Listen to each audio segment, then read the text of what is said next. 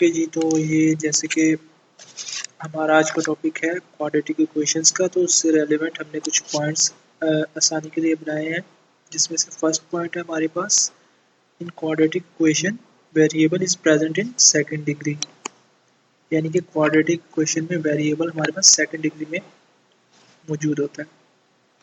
इसी तरह दूसरा पॉइंट है हमारे पास इट हैज़ टू रूट्स, यानी कि क्वाड्रेटिक इक्वेशन के दो रूट्स होते हैं, या हम उसको कह सकते हैं दो सॉल्यूशंस होते हैं। और थर्ड वन, द रूट्स में बी रियल, रूट्स रियल भी हो सकते हैं और कम्प्लेक्स भी हो सकते हैं, या दूसरा लफ्ज़ हम इसके लिए इस्तेमाल करते हैं एक्सट्रीनियस का।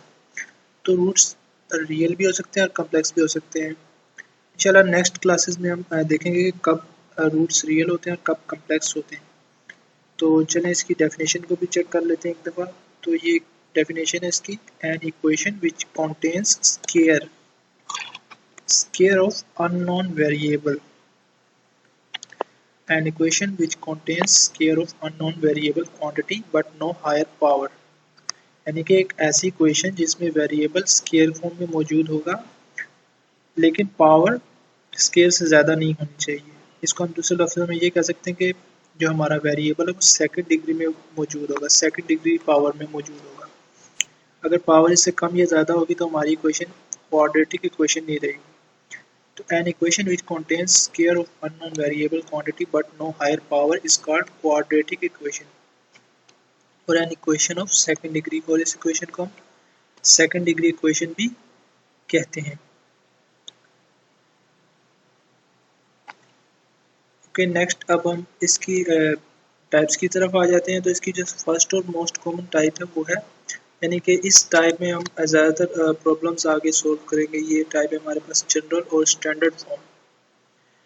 फर्स्ट टाइप हमारे पास जनरल और स्टैंडर्ड फॉर्म की है, और सेकंड टाइप है हमारे पास प्योर फॉर्म की। तो ये जनरल और स्टैंडर्ड फॉर्म हमारे पास क्या है, a second degree equation in one variable of the form ax square plus bx plus c equal to 0, where a should not be equal to 0 and a b c are real numbers। अच्छा, ये equation है हमारे पास ax square plus bx plus c equal to 0।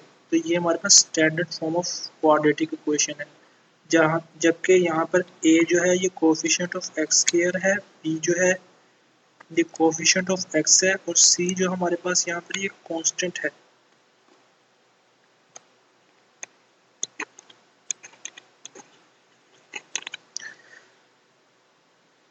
तो ये हमारे पास standard form of quadratic equation आ जाएगी। अच्छा, इसमें एक केस आ जाता है कि इफ़ a इक्वल टू 0, अगर हमारे पास in case a equal to 0 हो जाता है, यानी कि कोफिशिएंट ऑफ एक्स स्क्वायर 0 के इक्वल हो जाता है, then we have bx plus c equal to 0। तो फिर हमारे पास, यानी कि अगर आप देखें कि a 0 मीन्स के ए एक्स स्क्वायर की पूरी जो टर्म है आपके पास वो सारी 0 हो जाएगी। तो पीछे हमारे पास क्या बचा, bx plus c equal to 0, जो कि एक लीनियर इक्वेशन है। तो इसकी सेकंड टाइप भी देख लेते हैं, प्योर फॉर्म। अच्छा, इसमें केस ये है कि इफ़ b इक्वल टू 0, यानी कि अगर कोई केस ऐसा है जिसमें b 0 के इक्वल हो जाता है, यानी कि कोफिशिएंट ऑफ x वो अगर 0 हो जाता है, तो मीन्स कि x की पूरी टर्म ही हमारे पास 0 हो जाएगी। इस केस में हमारे पास जो इक्वेशन बचेगी वो होगी pure form of quadratic equation, यानी कि प्योर क्वाड्रेटिक इक्वेशन हमारे पास बचेगी। इसकी एक एग्जांपल हम देख लेते हैं, जैसे कि x square minus 4 equal to 0। तो इसमें अगर आप देखें तो एक एक्स स्क्वायर की मेन टर्म है, इसके अलावा कांस्टेंट नंबर है, और कोई एक्स की टर्म इस इक्वेशन में मौजूद नहीं है इस एग्जांपल में। तो ये हमारे पास pure form of quadratic equations आ जाएगी। ऊपर हमने स्टैंडर्ड फॉर्म देख ली, और ये दूसरी हमारे पास प्योर फॉर्म। अब नेक्स्ट आ जाते हैं। तो ये हमारे पास पीछे हमने इसकी यानी कि डेफिनेशन देख ली, फिर हमने टाइप्स देख ली। अब अगला क्वेश्चन ये आता है कि हमने इसको सोल्व किस तरह करना है, हमारे पास कौन से मेथड्स ऐसे होंगे जिसकी हेल्प से हम क्वाड्रेटिक इक्वेशंस को सोल्व कर सकते हैं। तो फर्स्ट मेथड हमारे पास आ जाता है बाय फैक्टराइजेशन, और ये सबसे कॉमन मेथड है। सेकंड मेथड हमारे पास आ जाता है बाय कंप्लीटिंग स्क्वायर मेथड, और थर्ड मेथड हमारे पास आ जाता है क्वाड्रेटिक फार्मूला का। ये जो थर्ड मेथड है बेसिकली ये सेकंड मेथड से ही ड्राइव किया हुआ एक फार्मूला होता है हमारे पास, जिसे हम क्वाड्रेटिक फार्मूला बोलते हैं। तो आगे आ जाएं तो हम अब देख लेते हैं वन बाय वन के हम मेथड्स को किस तरह अप्लाई करके क्वाड्रेटिक इक्वेशंस को सॉल्व कर सकते हैं। तो उसमें हमारे पास सबसे पहले जो मेथड है वो फैक्टराइजेशन का है। तो जैसे पीछे हमने देखा कि standard form of quadratic equation हमारे पास होती है ax² plus bx plus c equal to 0। तो फॉर एग्जांपल अगर हमने इस इक्वेशन को अगर हमने सॉल्व करना है, इसको फैक्टराइज करना है, इसको फैक्टर्स में कन्वर्ट करना है, तो हमारे क्या यानी कि रिक्वायरमेंट्स हमारे पास होंगी। तो उसमें ये है कि हमें दो ऐसे नंबर चाहिए जिनका प्रोडक्ट ए और सी के प्रोडक्ट के इक्वल आए, ए और सी के प्रोडक्ट के इक्वल आए, और जिनका सम बी के इक्वल आए। तो अगर हमें वो दो नंबर मिल जाते हैं, पेयर ऑफ नंबर्स, तो हम इस इक्वेशन को सॉल्व कर सकते हैं। चलें आए इसको एग्जाम्पल की हेल्प से भी समझ लेते हैं ताकि हमें मज़ीद क्लियर हो जाए कि हम फैक्टराइजेशन का प्रोसेस किस तरह यानी कि फैक्टर्स बनाएंगे और किस तरीके से हम आगे सॉल्यूशंस की तरफ क्वाड्रेटिक इक्वेशन की जाएंगे। तो इसको एग्जाम्पल की हेल्प से समझते हैं ताकि मज़ीद क्लियर हो जाए। ओके जी, तो ये हमारे पास एक इक्वेशन आ गई है 3x² minus 6x equal to x plus 20। तो अभी आप देखें तो ये हमारे पास स्टैंडर्ड फॉर्म में नहीं है।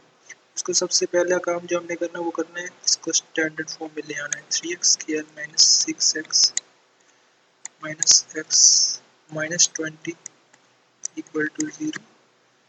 3x² minus 7x minus 20 equal to 0। अभी हमारे पास स्टैंडर्ड फॉर्म में आ चुकी है इसमें, यानी कि ये हमारे पास इस फॉर्म में आ चुकी है कि अगर हम पढ़ें 3ax² प्लस bx, 7 को हम b पढ़ें माइनस c, यानी कि ये हमारे पास जो माइनस 20 है ये बेसिकली कांस्टेंट टर्म है। तो अब जो नेक्स्ट प्रोसेस है वो ये है कि हमें कोई से दो नंबर ऐसे तलाश करने हैं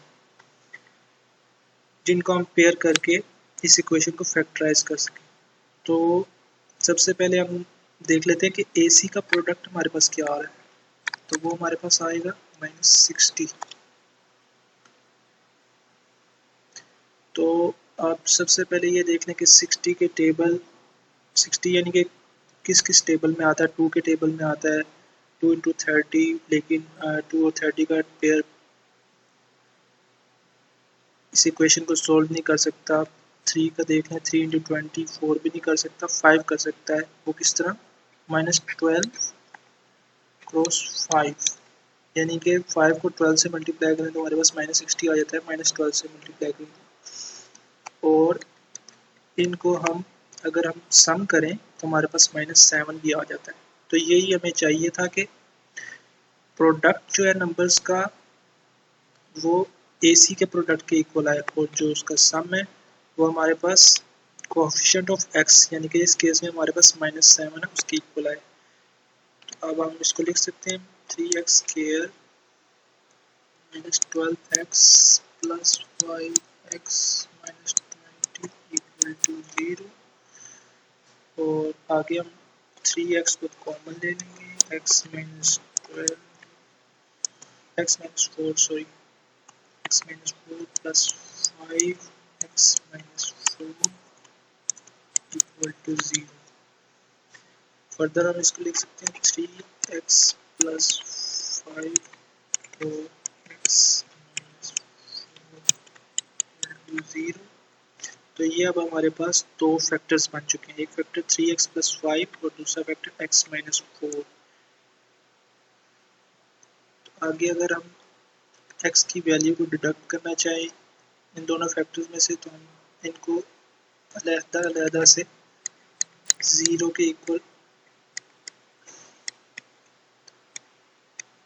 कर लेंगे। तो x की एक वैल्यू हमारे पास आ जाएगी -5/3 और दूसरी वैल्यू हमारे पास आ जाएगी x की x इक्वल टू 4। तो इस तरह से हमारे पास सॉल्यूशन सेट आ जाएगा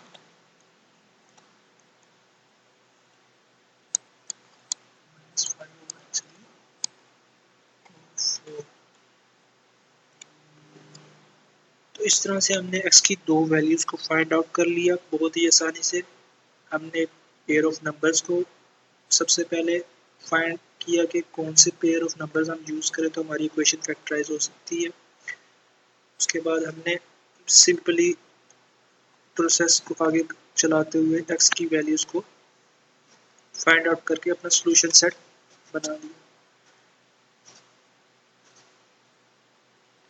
और हमने ये भी प्रूव कर दिया कि क्वाड्रेटिक इक्वेशन को सॉल्व करने के बाद हमारे पास दो वैल्यूज़, दो सॉल्यूशंस, दो रूट्स आएंगे जो कि हमने यानी कि इस एग्जांपल की हेल्प से हमने वो भी प्रूव कर दिया। तो आगे नेक्स्ट आ जाए तो हमारे पास दूसरा मेथड आ जाता है जिसे हम कहेंगे कंप्लीटिंग स्क्वायर मेथड। तो ये मेथड बेसिकली 4 स्टेप में प्रोसेस है। इसमें हम क्वाड्रेटिक इक्वेशन को कंप्लीट करके जो सा है वो सॉल्यूशंस को या रूट्स को क्वाड्रेटिक इक्वेशन के फाइंड आउट कर सकते हैं। तो इसमें जो सबसे पहला स्टेप है वो है making the coefficient of x square equal to 1, यानी कि एक्स स्क्वायर का जो कोफिशिएंट है वो 1 के इक्वल करने में सबसे पहले स्टेप है। अगर तो 1 के इक्वल वो है तो फिर तो ठीक है, अगर नहीं है तो उसको सबसे पहले हमने 1 के इक्वल बनाना है। तो इस तरह हमारा पहला स्टेप क्लियर हो जाता है। सेकंड स्टेप पे आ जाए, shifting the term C to the right side of equation. ये टर्म सी कौन सी है? कांस्टेंट टर्म है हमारे पास जो कि फिक्स नंबर होता है। इसको हमने राइट साइड ऑफ इक्वेशन पे शिफ्ट कर देना तो हमारा सेकंड स्टेप भी जो है वो मुकम्मल हो जाएगा। अब जो थर्ड और मेन स्टेप है सबसे कंप्लीटिंग स्क्वायर मेथड का, वो है जी कि एडिंग द स्क्वायर। यहाँ पर आप स्क्वायर को ऐड कर लें। Square of 1/2 cross coefficient of, ये क्रॉस है, coefficient of x on both sides of equation. यानी कि कोफिशिएंट ऑफ एक्स हमारे पास कोई भी हो सकता है, या यानी कि जैसे हम बी से डिनोट करते हैं तो उसको हमें किससे मल्टीप्लाई करना है? 1/2 से। तो सबका स्क्वायर ले लेना है और उसको बोथ साइड ऑफ इक्वेशंस हमने ऐड कर देना है। और थर्ड और फाइनल स्टेप हमारे पास ये है कि हमने taking square root on both side of equation, हमने इक्वेशन की दोनों साइड पर स्क्वायर रूट को अप्लाई करना है। तो इस तरीके से हमारे पास एक्स की क्वाड्रेटिक इक्वेशन की हमारे पास दो वैल्यूज़, दो सॉल्यूशन, दो रूट्स हम फाइंड आउट कर लेंगे। तो आए इसको थ्योरी तो हमने समझ ली, अब इसको प्रैक्टिकली एग्जाम्पल की हेल्प से देखते हैं कि हम कंप्लीटिंग स्क्वायर मेथड को अप्लाई करते हुए किस तरह अपने सॉल्यूशन निकाल सकते हैं। ओके जी, तो ये हमारे पास एग्जाम्पल आ जाती है x square minus 3x minus 4 equal to 0। तो इसमें अगर आप देखें तो पहला स्टेप ऑलरेडी इसमें उसको करने की ज़रूरत नहीं, क्योंकि एक्स स्क्वायर ऑलरेडी उसका कोफिशिएंट 1 है, यानी कि एक्स स्क्वायर के साथ कुछ नहीं है तो इट मीन्स के इसके साथ 1 है। तो पहला स्टेप तो ऑलरेडी डन है हमारा। तो इस इक्वेशन को हम एक दफ़ा लिख लेते हैं।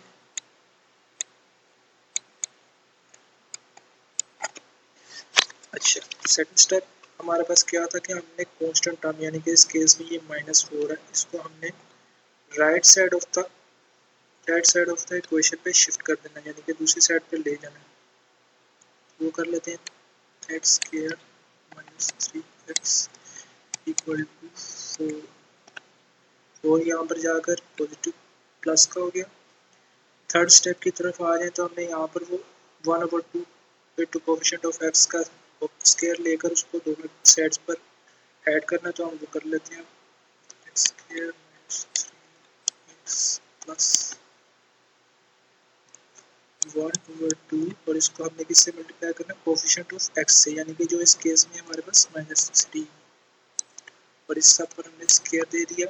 इसी तरह इक्वेशन की दूसरी साइड पे भी इसको ऐड करेंगे, 4 प्लस 1/2 इंटू -3 और सबका स्क्वायर। तो ये हमने ऐड कर दिया 1/2 इंटू कोफिशिएंट ऑफ एक्स और उसका स्क्वायर लेकर दोनों साइड पर हमने क्या कर दिया? ऐड कर दिया। अब इसको थोड़ा सा सिंप्लीफाई करके लिख लेते हैं। X square minus 3x plus -3/2 square equal to 4 plus इसको हम डायरेक्ट सोल्व कर देते हैं तो ये हमारे पास आ जाएगा 9/4। ओके, अब अगर आप इस टर्म पर गौर करें, ये जो हमारे पास एक्सप्रेशन बना है x square minus 3x plus और ये 3/2 माइनस 3/2 का स्केयर, इस पर गौर करें तो ये हमारे पास एक फॉर्मूला है a माइनस बी का होल स्केयर, ये उसके इक्वलेंट आ रहा है। तो इसको हम लिख सकते हैं इस तरीके से x माइनस 3/2 का होल स्केयर जो कि इक्वल है, इसको हम सोल्व कर लेते हैं और कैल्शियम, तो ये हमारे पास आ जाएगा 25/4, इसको हम इस तरह लिख सकते हैं। तो अब जो हमारा फोर्थ स्टेप था वो अब हम उसको परफॉर्म कर लेते हैं, जो कि था स्क्वायर रूट लेना था। तो स्क्वायर रूट ले लेंगे हम दोनों साइड पे, x माइनस 3/2 का होल स्क्वायर इक्वल है प्लस माइनस अंडर रूट 25/4। ये प्लस माइनस हम अंडर रूट के साथ लगाना है, क्यों? क्योंकि अंडर रूट में जो वैल्यू होती है वो पॉजिटिव भी हो सकती है, आइदर पॉजिटिव और नेगेटिव। तो अब इस स्क्वायर रूट अंडर रूट को हम स्क्वायर से कैंसिल कर देंगे तो हमारे पास आ जाएगा x माइनस, और इसी तरह दूसरी साइड पर भी सोल्व कर देंगे तो ये हमारे पास आ जाएगा प्लस माइनस 5/2। ओके, नेक्स्ट अब ये देखें आपके प्लस माइनस 5/2 है, यानी कि हम इसको एक दफ़ा इस तरह लिखेंगे x इक्वल है 3/2 प्लस 5/2 और एक दफ़ा लिखेंगे x इक्वल टू 3/2 माइनस 5/2।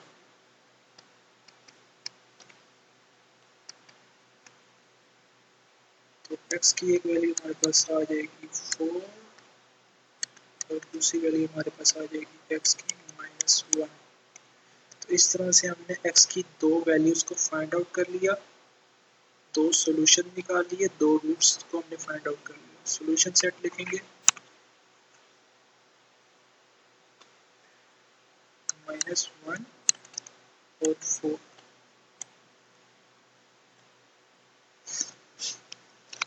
तो आज की क्लास को यहीं तक रखते हैं। इंशाल्लाह उम्मीद है कि आपको समझ आ गई होगी। अगर कोई कन्फ्यूजन हो तो आप मुझसे कमेंट्स में या फिर ईमेल एड्रेस पर पूछ सकते हैं दिए हुए। तो आज का हमारा टॉपिक इधर तक था। इंशाल्लाह हम नेक्स्ट क्लास में इसकी एक्सरसाइज 1.1 स्टार्ट करेंगे। तो आज के टॉपिक में हमने क्या क्या पढ़ा? आज के टॉपिक में हमने बेसिकली क्वाड्रेटिक इक्वेशन का इंट्रोडक्शन पढ़ा और उसके जो मेन मेथड्स हैं सोल्व करने के उनको हमने देख लिया है और एग्जाम्पल की हेल्प से भी हमने समझ लिया कि हम उनको किस तरह अप्लाई करके क्वाड्रेटिक इक्वेशन के सोल्यूशन को फाइंड आउट कर सकते हैं। तो आज की कोई क्लास को यहीं तक रखते हैं। इंशाल्लाह फिर नेक्स्ट क्लास में मिलेंगे। अल्लाह हाफ़िज़।